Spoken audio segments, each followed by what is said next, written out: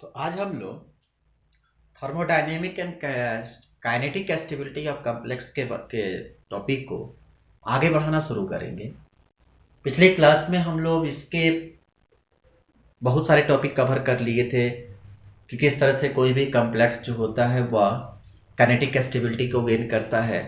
जहाँ से कोई भी अगर डी ब्लॉक का कॉम्प्लेक्स है, क्योंकि इसमें जितने भी हम लोग पढ़ना है सारे डी ब्लॉक के कॉम्प्लेक्स के बारे में पढ़ना है कि मेटल के साथ जो लीगेट्स अटैच्ड होते हैं वो लीगेट्स किस तरह से उसके स्टेबिलिटी को डिसाइड करता है। तो उसके स्टेबिलिटी उसकी ज़्यादा होगी किसकी कम होगी, इन सारे कॉम्प्लेक्स के बारे में हम लोग बड़े अच्छे तरीके से स्टडी किए थे।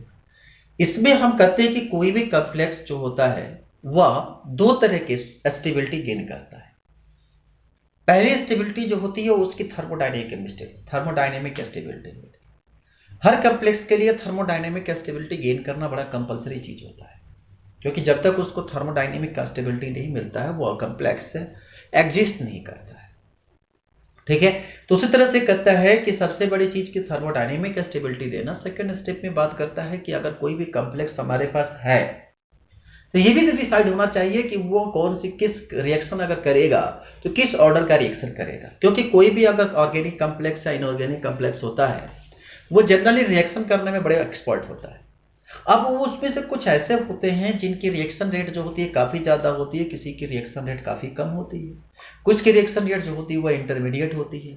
तो जो रेट ऑफ रिएक्शन को डिसाइड करता है वह उसका केमिकल काइनेटिक्स होता है। मतलब कि आप कह सकते हो कि पहली चीज की अगर किसी भी रिएक्शन के स्टेबिलिटी को डिसाइड करना है तो उसमें एक चीज तो थर्मोडायनेमिक स्टेबिलिटी तो होना जरूरी ही है। दूसरी चीज ये भी डिसाइड करेगा कि वो रिएक्शन कितना तेज चल रहा है कितना फास्ट, मतलब कि स्लो चल रहा है, मतलब कि रेट भी डिसाइडिंग फैक्टर के रूप में काम करता है। मान लो कि वो रिएक्शन जो कोई भी कॉम्प्लेक्स है वो रिएक्शन करने के लिए तो तैयार है, लेकिन ये भी डिसाइडिंग करता है ना कि वो रिएक्शन का रेट कितना है। मान लो एनर्जी दे दिया, थर्मोडायनेमिक स्टेबिलिटी मिल गया, अब वो रिएक्शन काफी धीरे धीरे हो रहा हो और आपको अगर सपोज करो कि 4 घंटे का रिएक्शन, एक रिएक्शन को आपको 4 मिनट में कंप्लीट करना, वो 4 घंटा ले लिया, थर्मोडायनेमिक स्टेबिलिटी तो ले लिया लेकिन रिएक्शन करने में काफी वक्त लगा दिया। तो इस तरह के जो रिएक्शन होते हैं, मतलब कि या इस तरह के जो कॉम्प्लेक्स होते हैं जो स्टेबिलिटी गेन करने में इनकी थर्मोडायनेमिक के साथ साथ केमिकल स्टेबिलिटी यानी केमिकल काइनेटिक स्टेबिलिटी भी होनी जरूरी होती है। ठीक है, तो यही चीज, इसी टॉपिक को आज हम लोग कवर करने की कोशिश करेंगे और फिर देखेंगे कि इसमें कौन कौन से फैक्टर इफेक्टिंग होता है और क्या क्या फैक्ट मूल रूप से अब काम करेगा कि उसमें लिगेंड्स कैसे काम करेंगे, चिलेशन का क्या प्रॉपर्टी होता है, ये सब चीजों को हम लोग आज कवर करना शुरू करेंगे। ठीक है, चलिए तो उसमें सबसे पहले डालिए काइनेटिक एंड थर्मोडायनेमिक स्टेबिलिटी। हो गया, इसमें लिखिए there are two kinds of stabilities are applied to complexes: the thermodynamic stability and the kinetic stability. In reality, the two could be different in some cases. कुछ ऐसे cases होते हैं जिनमें ये दोनों जो होते हैं वो अलग अलग होते हैं। लिखिए इसमें kinetic stability is explained in term of lability or inertness.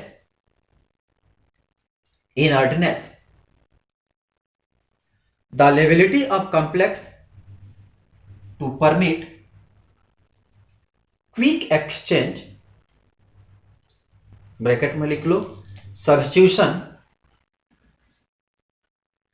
of its one or more ligand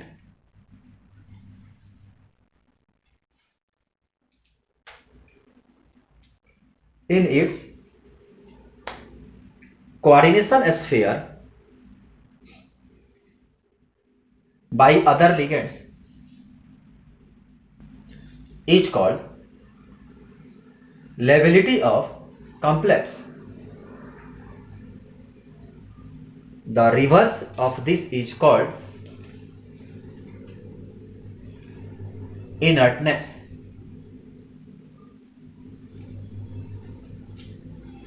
तो कहा कि अगर जो भी हमारे पास कॉम्प्लेक्स है दो टर्म आता है, एक होता है इनर्टनेस और एक होता है लेबिलिटी। ये क्या होता है? कहा कि जो भी कॉम्प्लेक्स है अगर उसमें लिगेंड से और लिगेंड्स के पास ये टेंडेंसी होता है कि हम एक लिगेंड से दूसरे लिगेंड में तुरंत एक्सचेंज कर दें।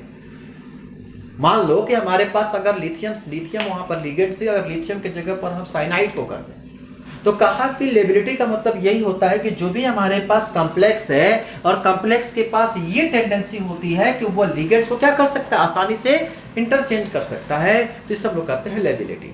और इसी को उलाट देते हैं तो इसको हम लोग कहते हैं क्या, इनर्टनेस। ठीक है, अब लिखिए, नेक्स्ट लिखिए, complex for which such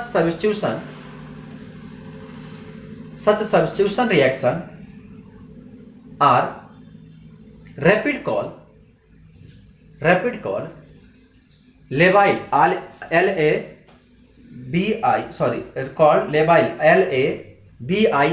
labile, whereas complex for which such substitution reaction proceed slowly or do not proceed at all are called inert। कहा कि जो इस तरह के रिएक्शन को प्रोसीड करेगा तो उसे हम लोग कहेंगे लेबाइल, और जो रिएक्शन को प्रोसीड नहीं करेगा उसे हम लोग कहते हैं इनर्ट। मतलब क्या, अभी इसमें कहा ना इनर्टलेस और लेबाइलस, मतलब क्या कि अगर मान लो कि हमारे पास एक कॉम्प्लेक्स है, अगर वो कॉम्प्लेक्स एक लिगेंड्स वहां पे पाया गया, अगर वो दूसरे लिगेंड से इंटरचेंज कर जाता है, ठीक है, या लिगेंड्स वहां से सब्स्टिट्यूट हो जाता है, तो इस तरह के रिएक्शन को हम लोग कहते हैं लेबाइल रिएक्शन, या इस तरह का कॉम्प्लेक्स को कहते हैं लेबाइल कॉम्प्लेक्स। ठीक है, अगर वह कॉम्प्लेक्स इस चीज को काम नहीं करता है, मतलब कि सब्स्टिट्यूशन रिएक्शन को शो नहीं करता है, तो इस तरह के जो रिएक्शन होते हैं उसे हम लोग कहते हैं इनर्टनेस, या इस प्रोसेस को हम लोग कहते हैं इनर्ट। ठीक है, क्लियर कंसेप्ट समझ में आ गया? अब लिखो, अब मान लो कि हमारे पास इस तरह के जितने भी हमारे पास रिएक्शन होते हैं वो कई तरह के रिएक्शन हमारे पास पार्टिसिपेट करते हैं। जैसे में अगर मान लो कि अगर कोई भी कॉम्प्लेक्स हमारे पास हो, ठीक है, अगर वह अपने आयंस को एक्सचेंज कर लेते हैं, जो एक्सचेंज कर लिए तो वो होते हैं आपका लेबाइल, और जो एक्सचेंज नहीं करते हैं वो कहलाते हैं इनर्टनेस। जैसे मैं आपको एग्जांपल दें, CONH3 का होल 3+, अगर मान ले कि यहां पर 6 हाइड्रोनियम आयन के प्रेजेंस में रिएक्शन करा दे, तो ये बन जाता है COH2O का होल 3+, ठीक है, और ये बनता है 6NH4+, ठीक है। अब यहां देखो, अब यहां पे सॉरी NH3 है ना, 6NH3+, H2O, यहां हाइड्रोनियम है, ठीक, NH4+, एक हाइड्रोजन इसके साथ शिफ्ट होकर NH4 बना लेता है। अब देखो तो यहां पे लिगेंड्स जो था वह क्या था, इसका लिगेंड जो था वो अमोनिया था, और यहां लिगेंड्स क्या हो गया, H2O हो गया। तो इस तरह के कॉम्प्लेक्स को हम लोग कहते हैं लेबाइल कॉम्प्लेक्स। कहानी समझ में आया कि अगर जो लिगेंड्स कॉम्प्लेक्स के साथ बनकर या मेटल के साथ मिलकर कॉम्प्लेक्स बनाता है, अगर वो लिगेंड्स क्या करता है, सब्स्टिट्यूट हो जाता है, मतलब किसी दूसरे लिगेंड से एक्सचेंज कर लेता है, तो इस प्रकार के कॉम्प्लेक्स को हम लोग कहते हैं लेबाइल कॉम्प्लेक्स। ठीक है, और अगर यही एक्सचेंज नहीं करता तो इसे हम लोग कहते हैं क्या चीज, इनर्ट कॉम्प्लेक्स। ठीक है, इसकी जो K की वैल्यू होती है, जो काइनेटिक एनर्जी की जो कांस्टेंट की वैल्यू होती है, वो करीब करीब 10⁻25 होती है। ठीक है, तो आप इस स्थिति में अगर मान लो कि ये कॉम्प्लेक्स हमारे पास, अब हमको एक बताता है, ये जो हमारे पास ये कॉम्प्लेक्स जो होता है वो थर्मोडायनेमिकली अनस्टेबल होता है, क्योंकि इसमें एनर्जी नहीं, क्योंकि ये कॉम्प्लेक्स एनर्जी हमको मिला ही नहीं, तो थर्मोडायनेमिकली स्टेबल होता है, पर काइनेटिकली जो होता है वह स्टेबल होता है। याद रखेंगे, ये जो रिएक्शन है, ये जो K हमारे पास सिर्फ दिया गया है, यहां पर हीट की वैल्यू कुछ नहीं दिया गया, मतलब कि ये थर्मोडायनेमिकली जो होता है वो अनस्टेबल होता है, पर काइनेटिकली जो होता है वो स्टेबल होता है। नीचे लिख लीजिए, this reaction is thermodynamically unstable in acidic medium, but it is kinetically inert but it is kinetically inert। हो गया। अगर मान लो कि हमारे पास निकेल है Ni2+ और यहां पर साइनाइड के साथ मिलता है, तो ये बनता है NiCN का होल 4 2-, और यहां पर बीटा की वैल्यू आती है 10⁻²2। ठीक है, तो ओवरऑल रिएक्शन जो है वो क्या है, बीटा जहां हम लोग देखें, ध्यान रखेंगे, वो बीटा जहां आता है ओवरऑल रिएक्शन को रिप्रेजेंट करता है, पीछे हम लोग पढ़ चुके हैं। ठीक है, तो ओवरऑल रिएक्शन के लिए क्या हो गया 10⁻12। तो इस तरह से जितने भी आपको रिएक्शन मिलेंगे, आप उसमें आप देखेंगे कि रिएक्शन लेवाइल है, ये थर्मोडायनेमिक स्टेबल है या केमिकल काइनेटिकली स्टेबल है, ये डिसाइडिंग होता है कि लेवाइल कॉम्प्लेक्स क्या है और थर्मोडायनेमिकली स्टेबल क्या होता है। ठीक है, अगर मान लीजिए कि अगर कोई भी कॉम्प्लेक्स हमारे पास मिल जाए, ठीक, तो ऐसे कंडीशन में हमारे पास कॉम्प्लेक्स को पहले देखेंगे कि इसके स्टेबिलिटी एनर्जी कितनी है। तो आप लोग को ज्यादा नहीं सीखना है इस चैप्टर में, बस आप लोग को बस ये सीखना है कि लेवाइल और इनर्ट क्या होता है। तो लेवाइल इनर्ट में बस इतना कंसेप्ट याद रखो कि अगर कोई भी कॉम्प्लेक्स जो हमारे पास मेटल कॉम्प्लेक्स बनकर तैयार है, अगर वो कॉम्प्लेक्स किसी दूसरे लिगेंड्स के साथ अगर इंटरचेंज कर जाता है तो वो लेवाइल होता है, अगर इंटरचेंज नहीं करता है तो इनर्ट होता है। बस इतना ही याद रखना है, उससे ज्यादा याद नहीं करना है। ठीक है, चलिए अब लिखो factor affecting the stability of complex. Factor affecting the stability of complex, उसको सबसे पहला लिखो, पहला फैक्टर लिखो nature of central metal ion, nature of central metal ion. दूसरा लिखो nature of ligand, nature of ligand. तीसरा लिखो, तीसरा क्या, दो ही पढ़ना है बस, तीसरा कहां से लेकर आए, तो नेचर ऑफ लिगेंड्स भाई, क्योंकि आप कहोगे ना तीसरा कहां लेकर आए। अब हमारे किसी भी मेटेलिक कॉम्प्लेक्स में दो ही लोग होते हैं, एक होता है सेंट्रल मेटल, एक होता है लिगेंड्स। तो या तो सेंट्रल मेटल का नेचर कैसा होगा या तो लिगेंड्स का नेचर कैसा होगा, दो ही मिलकर तो कॉम्प्लेक्स का फॉर्मेशन का, तीसरा कहां से लेकर आए, है कि नहीं। अब लिखो nature of central metal ion, nature of central metal ion.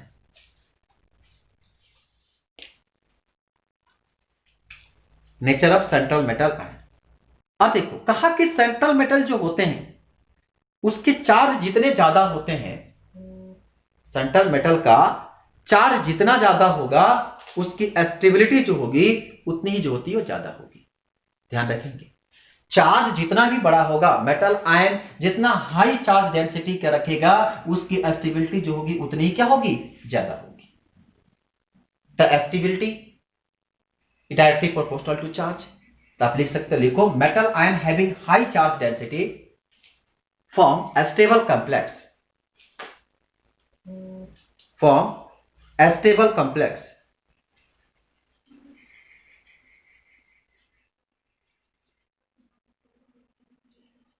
Charge density means ratio of charge of, charge density means ratio of charge to the radius of ion।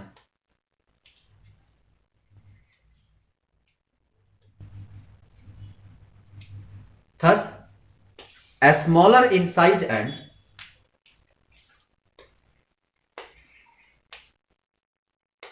a smaller the size and larger the charge of metal ion, more stable are the complexes, because a smaller more highly charged ion allow closer and faster approach, closer and faster approach of the ligands and the greater force of attraction, and the greater force of attraction results into a stable complex।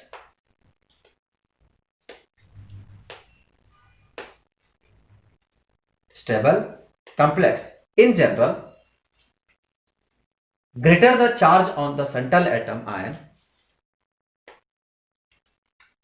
greater the stability of complex, greater the stability of the complex.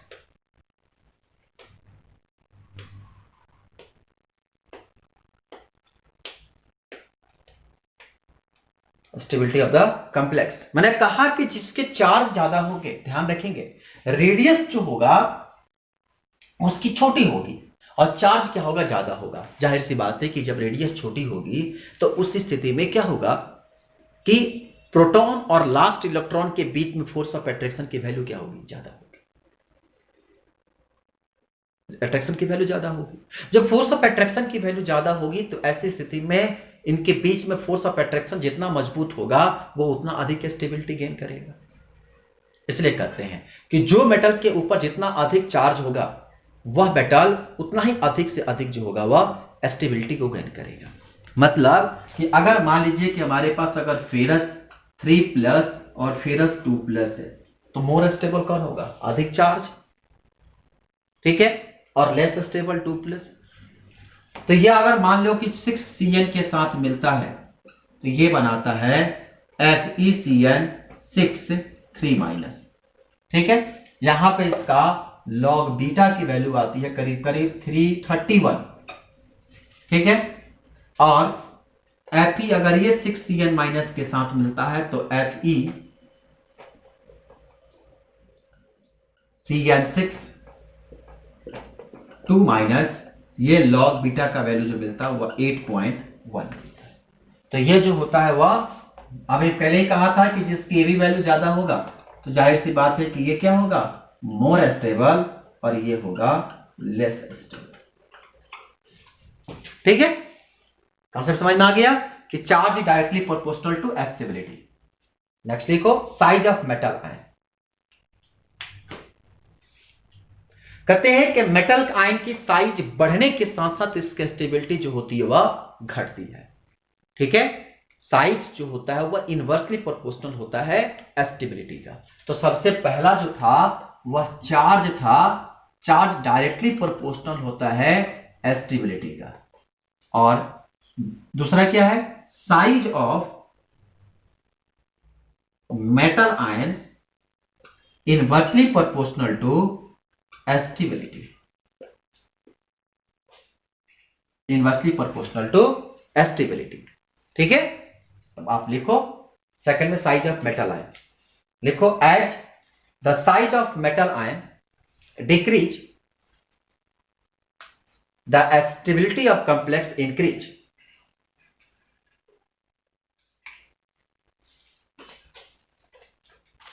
Stability of complex increase. तो आप इसको जो हम अभी formula ये लिखे directly और reversely वाला, इससे आप लिख याद रखोगे तो बहुत आसानी से याद रखोगे। जैसे में अगर मान लो कि हमारे पास है manganese 2+, ferrous 2+, cobalt 2+, nickel 2+, copper 2+ और जिंक 2+, ठीक है। तो आयनिक रेडियस ये डाटा होता है पिकोमीटर में, ठीक है। तो ये होता है 91, 83, 82, 78, 69 और ये करीब करीब होता है 74, ठीक है। तो यहां से आप इसका साइज निकाल लेना कि स्टेबिलिटी किसकी सबसे ज्यादा होगी, ठीक है। ये जिंक का लास्ट में क्यों होता है कि इसके पास जो वैकेंट ऑर्बिटल पाए जाते हैं जिसके चलते इनकी साइज होती है वो बढ़ जाती है, वो तो पढ़ा चुके हैं पहले कंसेप्ट में। तो आप इसका ऑर्डर निकाल लेना कि अगर इसके स्टेबिलिटी का ऑर्डर होगा तो स्टेबिलिटी का ऑर्डर क्या होगा, सबसे कम होगा Mn2+, फिर उसके बाद Fe2+, फिर उसके बाद कोबाल्ट 2+, फिर निकेल 2+, फिर उसके बाद कॉपर 2+, और इससे ज्यादा होगा जिंक 2+, ठीक है ना। आप इस ऑर्डर में चाहो तो जिंक को पहले लगा सकते हो, कॉपर को बाद में जा सकता है, ठीक है। ये है गया इसका स्टेबिलिटी का ऑर्डर। अब इसके बाद तो स्टेबिलिटी हम लोग साइज से सीख लिए और इसके चार्ज से सीख लिए। अब देखो जो हमारे पास डेंसिटी हमारे पास मिला, इसी जो ऑर्डर हम लोग लिखे हैं इसी ऑर्डर पे एक साइंटिस्ट को स्टेबिलिटी के आधार पर, इसी को हम लोग कहते हैं William order, Williams, WIL, Williams.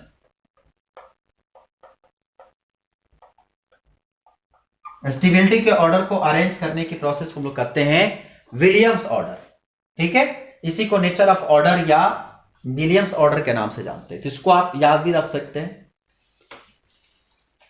Second third में लिखिए, ए हो गया, बी, सी लिखिए, इलेक्ट्रोनेगेटिविटी और charge distribution of metal ion, electronegativity और charge distribution of metal ion.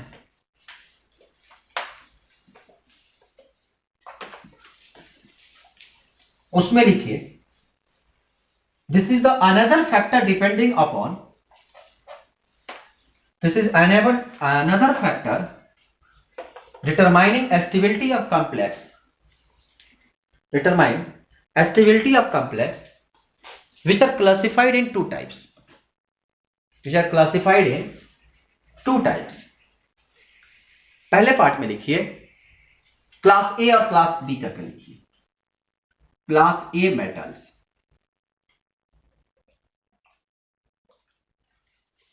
लिखिए these are the electropositive metals and include alkaline metal, alkaline, alkaline and alkaline metal and alkaline earth metal, मतलब first और second group का member earth metal. Most of non transition metal,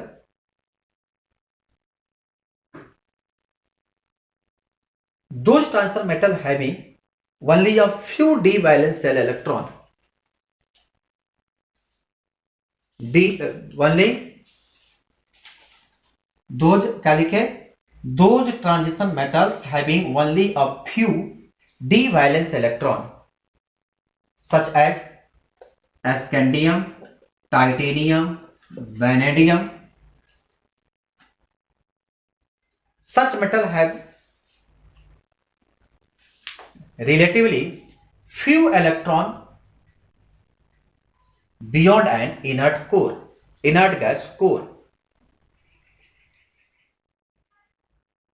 तो कहा कि इसमें alkali metal और alkali earth metal को लेते हैं, और खासकर उसको लेते हैं जिसके पास वैलेंस डी इलेक्ट्रॉन होता है, क्योंकि भैया जो हम पढ़ना है वो सारे के सारे डी ब्लॉक एलिमेंट को पढ़ना है, एस और पी से हमको मतलब ही नहीं है। तो कहा कि इसमें जो फ्यू वैलेंस डी इलेक्ट्रॉन होते हैं जो इनर्ट की तरफ जाते हैं, उनको हम लोग इसमें स्टेबिलिटी लेकर पढ़ेंगे। ठीक है, और क्लास बी में लिखिए, class B metal less electropositive metal and heavy metal such as rutherfordium, palladium, silver, iridium, platinum, gold, mercury, lead, etc. They have relatively large number of d electron beyond the inert gas core, मतलब इसके पास काफी D orbital electron weekend D orbital होते हैं, और ये inert gas के category में आने से काफी दूर होता है, मतलब इसको इलेक्ट्रॉन डोनेट करने के लिए काफी, मतलब अगर इनर्ट कैटेगरी में आना होगा तो इसे काफी स्ट्रगल करना पड़ेगा, इससे काफी अधिक इलेक्ट्रॉन जो होगा वो खर्च करना पड़ेगा, तब जाकर वह इनर्ट गैस के कैटेगरी में आता है। ठीक है, तो दो तरह के हो गया, जिसके पास कम इलेक्ट्रॉन है और एक जिसके पास ज्यादा इलेक्ट्रॉन है। डी वैकेंट डी ऑर्बिटल की बात होती है, कुछ के पास जो होता है वो कम इलेक्ट्रॉन लेकर या डोनेट करके आसानी से इनर्ट गैस की कैटेगरी में आ जाता है, और कुछ जो होते हैं वह काफी अधिक इलेक्ट्रॉन डोनेट या गेन करके क्या करते हैं, वह इनर्ट गैस की कैटेगरी में आते हैं। ठीक है, तो ये हो गए आपके क्लास बी मेटल। ठीक है, और फिर अब तो ये हो गया सारे के सारे इलेक्ट्रोपॉजिटिविटी वाली बात। अब सेकंड में लिखो, थर्ड में लिखो, क्लास ए इलेक्ट्रोनेगेटिव के लिए class A metals which attract electron weakly form most stable complex with those ligands having highly electronegative atom such as nitrogen, oxygen and fluorine, ये कौन से काम करते हैं? जो नाइट्रोजन, ऑक्सीजन और फ्लोरीन को करते हैं। ये जितने भी फर्स्ट ट्रांजिशन सीरीज के मेंबर होते हैं, ये सारे के सारे नाइट्रोजन, ऑक्सीजन और फ्लोरीन को प्रीफर करते हैं। जब आप पढ़े होंगे सेकेंड ईयर में, वहां आपको पढ़ाया गया होगा फर्स्ट ट्रांजिशन सीरीज के जितने मेंबर होते हैं वो खासकर नाइट्रोजन, ऑक्सीजन और फ्लोरीन को प्रीफर करते हैं, क्योंकि उनकी साइज छोटी होती है और ये आसानी से इसके साथ बाइंडिंग कर लेते हैं। लेकिन जो बाकी मेंबर होते हैं, जो सेकंड और थर्ड ट्रांजिशन सीरीज के मेंबर होते हैं, वो बड़े बड़े मेटल को अपने तरफ खींचता है। उसमें खासकर आपकी इसका पाई बॉन्डिंग लिगेंड्स पाए जाते हैं, पाई एक्सेप्टर लिगेंड्स होता है, उनको वो अट्रैक्ट करने की कैपेबिलिटी रहती है। जैसे में आपका फास्फोरस हो गया, सल्फर हो गया, आर्सेनिक हो गया, ब्रोमीन हो गया, आयोडीन हो गया। मतलब कि जाहिर सी बात, जिसकी साइज बड़ी होगी, तब साइज बड़ा होगा लिगेंड्स का, तब तो जाहिर सी बात है कि सेंट्रल मेटल बड़ा है तो बड़े लिगेंड्स को अट्रैक्ट करेगा। तो ऐसी स्थिति में सेकंड और थर्ड ट्रांजिशन मेंबर जो होते हैं वो पाई बॉन्डिंग लिगेंड्स को ज्यादा अट्रैक्ट करते हैं और वो बड़े एलिमेंट्स को, बड़े मेटल या नॉन मेटल को अट्रैक्ट करते हैं। जबकि छोटे फर्स्ट ट्रांजिशन सीरीज का जो मेंबर होता है वो छोटे छोटे एलिमेंट्स को अट्रैक्ट करते हैं। तो आप इसको, इस चीज को हम बड़े अच्छे तरीके से, आपको क्या कहते हैं, सेकेंड ईयर का जो पहला चैप्टर है डी ब्लॉक का ट्रांजिशन मेटल कॉम्प्लेक्स, अगर आपका नहीं कंप्लीट होगा तो वहां हम वीडियो अपलोड किए हैं, करीब करीब 8-10 पार्ट है, उसको आप देखेंगे तो आपको बहुत सारी चीजें वहां पर कंसेप्ट क्लियर हो जाएगा।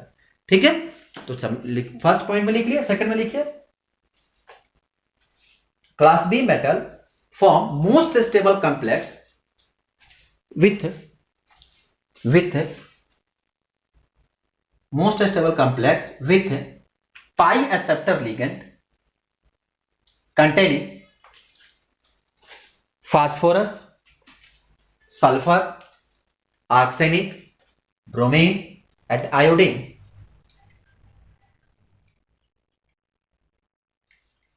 ठीक है, तो इस तरह के हमारे पास ये कॉम्प्लेक्स का फॉर्मेशन। मान लीजिए कि हमारे पास कोई कॉम्प्लेक्स है, जैसे में अगर मान लीजिए कि कोई कॉम्प्लेक्स है, जैसे में silver fluoride, silver chloride, silver bromide और silver iodide.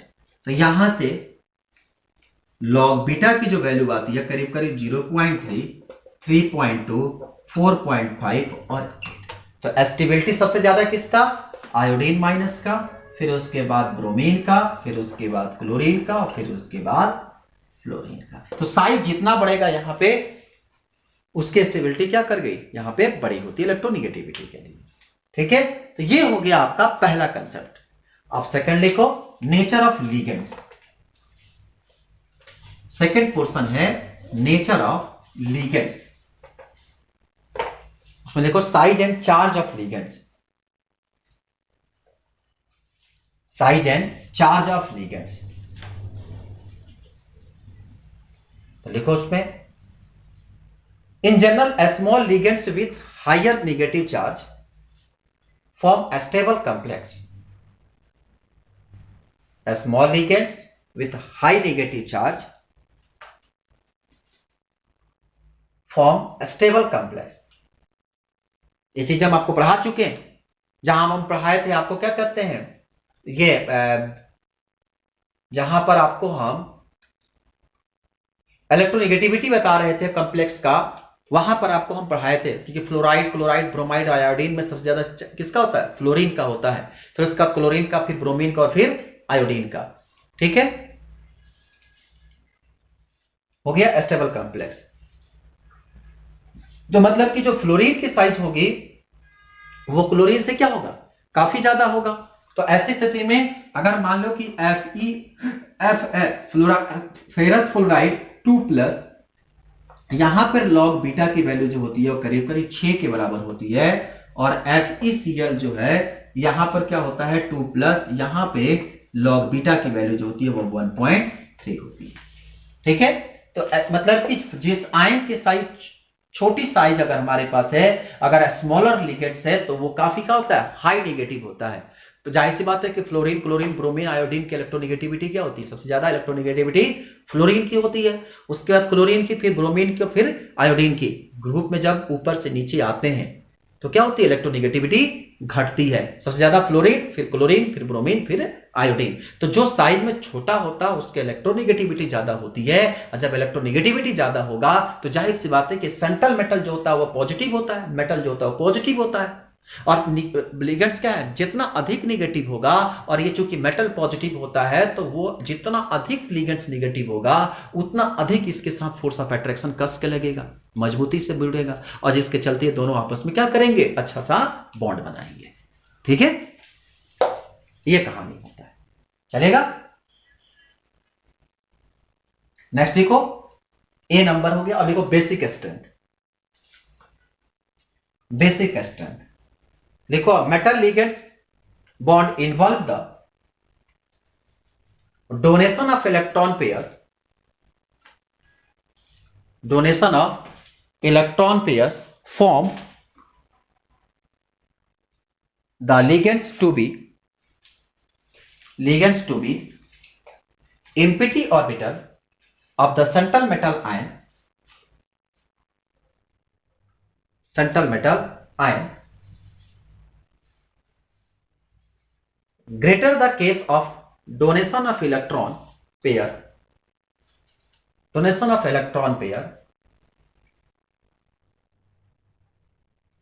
by the ligands greater in the stability of complex form. We can generalize that a strong base perform as strongly as a ligands.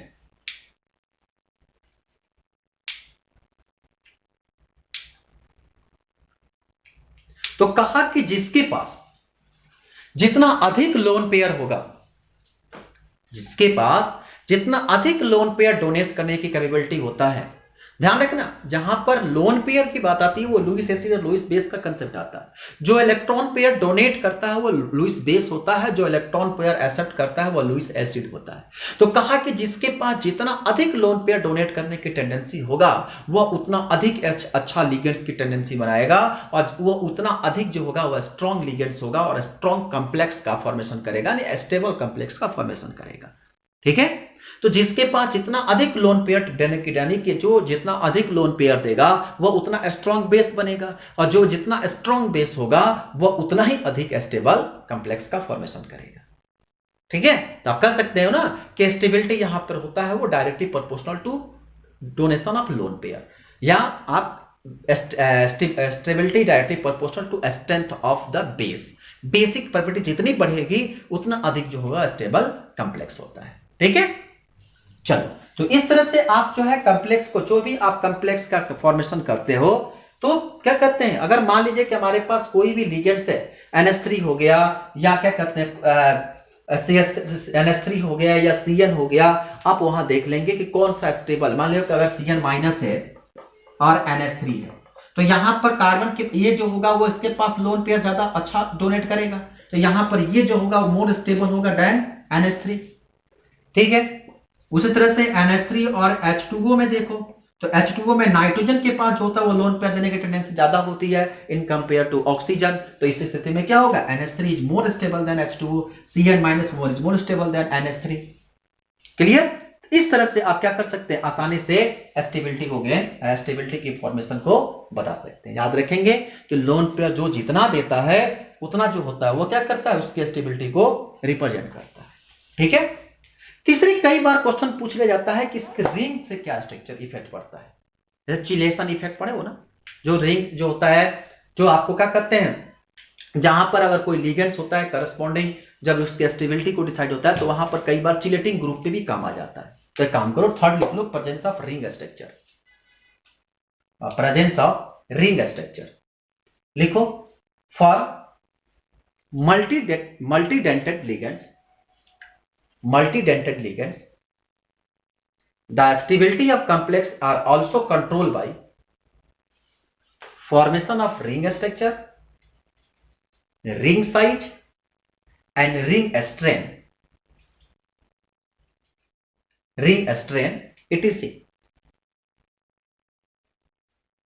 अब एक काम करो, bracket में लिख लो chelate effect. तो हम इसको बता ही देते हैं, कई बार बच्चों को कंफ्यूजन होता है कि चिलेशन क्या होता है। चिलेट इफेक्ट लिखो, we observe that complex formed by chelating ligands such as ethylene diamine, आप देखिए होगा कहीं लिखा आता है EN, उसको हम बोलते हैं इथाइलिन डाइएमीन, इथाइलिन डाइएमीन या ethylene diamine tetra acetate, EDTA. It is more stable than those formed by monodendent ligand such as H2O or NH3.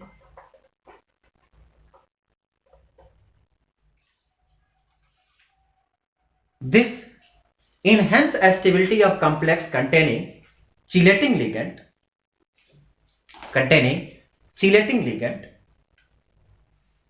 is called chelate effect,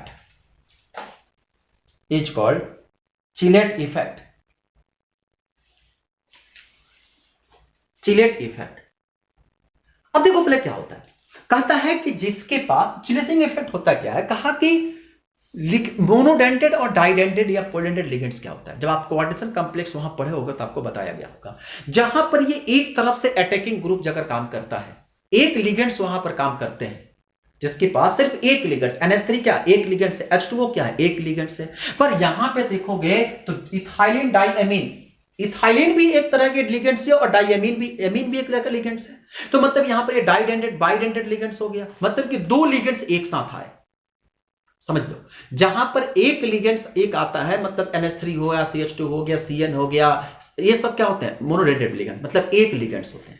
और अगर किसी मेटल के साथ दो लिगेंड्स एक साथ आ जाए, जैसे ethylene diamine tetramine, ethylene diamine tetraacetate, तीन लिगेंड्स, डाइएमीन क्या कहते हैं इथाइलिन डाइएमीन, दो लिगेंड्स। तो जहां पे दो लिगेंड्स हो या तीन लिगेंड्स होते हैं, इसे लोग कहते हैं हम लोग डाइडेंटेड या ट्राइडेंटेड लिगेंड्स। तो कहते हैं कि जहां पे, अब जाहिर सी बात है एक मोनोडेंटेड लिगेंड्स एक लिगेंड जाकर सेंट्रल मेटल के साथ जुड़ रहा है, अब जहां पे दो और तीन लिगेंड सेंट्रल मेटल के साथ जुड़ेंगे, तो जाहिर सी बात है कि जब जितना अधिक लिगेंड सेंट्रल मेटल के साथ अलग अलग जुड़ेंगे तो सबकी इलेक्ट्रोनेगेटिविटी ज्यादा होगी, अलग अलग होगी। अब वो मेटल आयन के साथ उतने अच्छे कॉम्प्लेक्स का फॉर्मेशन करेंगे। क्यों? कि अगर मान लो कि सेम एलिमेंट होगा तो उनके आपस में रिपल्सन होगा, लेकिन डिफरेंट होगा तो रिपल्सन होने की चांसेस घट जाती है, तो इसलिए स्टेबिलिटी क्या कर जाती है, बढ़ जाती है। तो अगर लिगेंड्स जो है वो डिफरेंट लिगेंड्स अगर आ रहा है तो ऐसी स्थिति में स्टेबिलिटी बढ़ने की चांसेस जो होती है वो ज्यादा होती है, ठीक है। अगर सेम लिगेंड्स होता है तो ऐसी स्थिति में क्या होता है, मोनोडेंटेड लिगेंड्स में और डाइडेंटेड लिगेंड्स में, अब मान लो कि CN है, अगर CN 6 CN लगा दोगे तो CN के बीच में तो रिपल्सन भी तो कर सकता है आपस में। लेकिन अगर एक जगह मिथाइल एक जगह इथाइल हो तो दोनों अलग अलग है, दोनों की इलेक्ट्रोनेगेटिविटी अलग अलग है, तो जाहिर सी बात है कि रिपल्सन होने की टेंडेंसी क्या होती है, घट जाती है, ठीक है। तो ऐसी स्थिति में मोनोडेंटेड चिलेशन इफेक्ट होता क्या है कि जहां पर क्या करता है कि जो भी हमारे पास डेंटेड मोनोडेंटेड डाइडेंटेड लिगेंड्स होता है, वो लिगेंड्स जो क्या करता है कि उनके अट्रैक्शन कैपेबिलिटी और उनके चार्ज की डिफरेंस के चलते उनके स्टेबिलिटी पे बड़ा अच्छा इफेक्ट डालता है।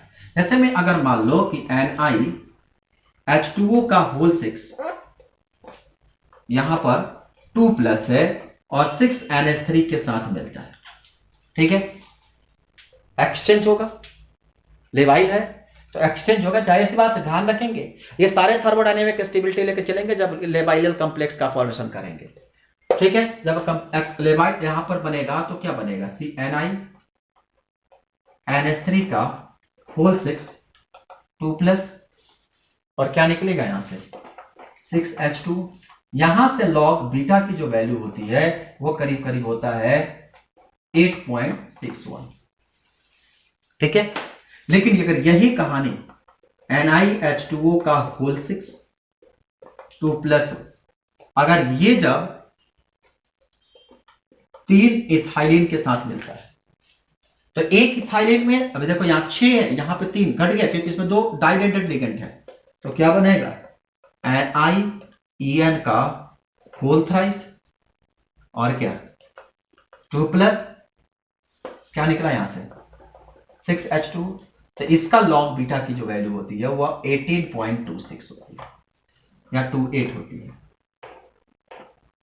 तो देखो डाइडेंटेड लिगेंड्स के चलते क्या होगा, यहां पर इसकी वैल्यू जो होती है वो बढ़ जाती है, तो स्टेबिलिटी बढ़ जाती है। ठीक है, तो इसको बना लो।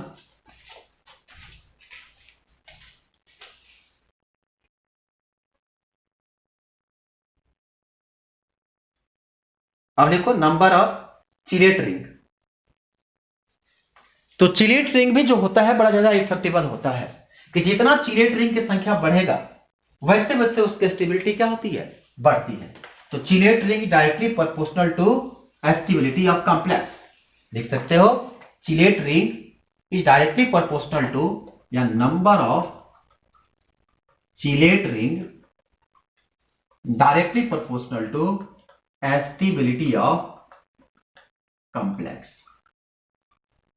जैसे मान लो एग्जांपल देते हैं CuNH3 का होल 4 2+। ठीक है, इसमें जो होते हैं वो नंबर ऑफ चिलेट कितने होंगे, चिलेट रिंग कितने होंगे, 0, कोई चिलेट रिंग नहीं होगा, मोनोडेंटेड लिगेंड्स है। ठीक है, तो यहां पर लॉग बीटा की वैल्यू जो होगा वह होता है 12.6। 12.6। अगर मान लो CuEN का whole twice 2+, ethylene diamine chelate की संख्या कितना, 2, तो यहां पे इसकी वैल्यू होती है 20.6। या यहीं पर डाइएमीन जब ट्राई इथाइलिन कर दो, ट्राई EN कर दो, ठीक है, 2+, तो इसके हो जाता है 3, इसकी डाटा होती है 20.5। तो इस तरह से जो होता है, आप पढ़े हो ना ट्राइइन, इसका नाम तो ट्राई एमाइन, सॉरी टेट्राएमीन, आप याद रखना ट्राइएमीन या क्या कहते हैं ट्राई इथाइलिन टेट्राएमीन, TRIEN जो होता है इसका नाम होता है ट्राई इथाइलिन टेट्रा एमीन, मतलब NH2 CH2 CH2 NH CH2 CH2 NH CH2 CH2 NH NH2 CH2 CH2 NH CH2 CH2 NH CH2 CH2 NH। ठीक है, यह होता है टेट्राएमीन, 1 2 3 4, यह हो गया टेट्रा, टेट्राएमीन। और try ethylene 1 2 3, try ethylene tetraammine. ये होता है स्ट्रक्चर। बनाने आता है स्ट्रक्चर इसका, आपको पता है 3 रिंग कैसे होता है, बता दें छोड़ दें, अल्लाह बता ही देते हैं, कहोगे कि क्या। तो अब जब स्ट्रक्चर इसका बनाओगे ना तो बड़ा अच्छा स्ट्रक्चर बनता है। इसको बना लिए हो, हम एक स्ट्रक्चर आपको बना देते हैं इसका। अब एक अच्छा कॉम्प्लेक्स मिल ही गया है तो क्यों ना इसको बना ही दे। ये CH2 CH2, इसको उठाओ, CH2 CH2, ठीक है, ये आपके आ गया NH2। ठीक, मान लो कि अभी हम लोग पढ़े थे ना कॉपर TriEN2+, ये था ना, ये एक स्ट्रक्चर। अब ये जुड़ता है कॉपर के साथ, ठीक है, यहां से जुड़ता है NH, ये कॉपर के साथ, NH जुड़ेगा CH2 और CH2 आ गया। अब ये होगा NH के साथ फिर जुड़ेगा, ठीक है, अब ये NH जुड़ेगा CH2 और CH2 के साथ, और यहां आ गया क्या चीज, NH2 है ना लास्ट में, ये आ गया आपका NH2, यहां से ये जुड़ेगा, यहां से। अब बताओ कितने रिंग बन गए, 1 रिंग 2 रिंग 3 रिंग। तो हमने कौन सा पाप किया, कहा कि 3 रिंग बनता है, नहीं बनाए हो तो बना लो, बड़ा अच्छा स्ट्रक्चर है। ठीक है, ट्राइइथाइलिन टेट्राएमीन, TriEN, ठीक है।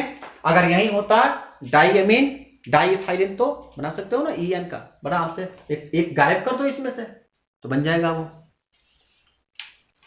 ठीक है, डाइएमीन या डाइइथाइलिन ट्राइएमीन, EN बना सकते हो, TriEN बना सकते हो। तो ये बड़ा इंपॉर्टेंट रूप से काम करता है कि जितने अधिक मात्रा में जो होगा रिंग की संख्या होगा उतने अधिक जो होगा वह चिलेशन की संख्या पाई जाएगी। ठीक है, चलो अब कभी कभी क्या होता है कि एस्टेरिक हिंड्रेंस भी कभी कभी काम आ जाता है। ठीक है, तो चिलेशन इफेक्ट तो समझ में आ गया। कभी कभी एस्टेरिक इफेक्ट अभी आ जाता है, कहता है कि जो भी हमारे पास बल्कियर ग्रुप होते हैं वो बल्कियर ग्रुप भी कई बार इफेक्ट रूप में काम करने लगे।